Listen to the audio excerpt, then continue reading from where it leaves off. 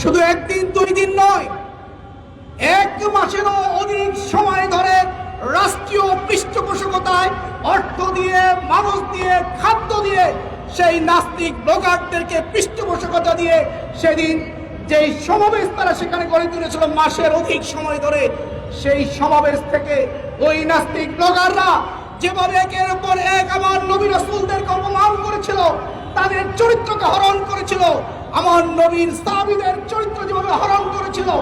বাংলাদেশের শীর্ষ আলেমদের চরিত্র যেভাবে হরণ করা হয়েছিল, এরই প্রতিবাদে যখন ঢাকা সহ সারা বাংলাদেশের তৌহিদি জনতা যখন ফুঁসে উঠেছে, রাজপথে নেমে এসেছে, হেফাজত ইসলাম তৈরি হয়েছে, হেফাজত ইসলামের নেতৃত্বে সারা বাংলাদেশের তৌহিদি জনতা যখন ওই ব্লগারদের নিষিদ্ধের দাবিতে, তাদের গ্রেপ্তারের দাবিতে 13 দফা নিয়ে যখন শাপলা চত্বরে হাজির হয়েছিল একটি শান্তিপূর্ণ কর্মসূচি নিয়ে, আমরা দেখেছি সেই শান্তিপূর্ণ কর্মসূচিকে অশান্তিতে পরিপূর্ণ করে দিয়ে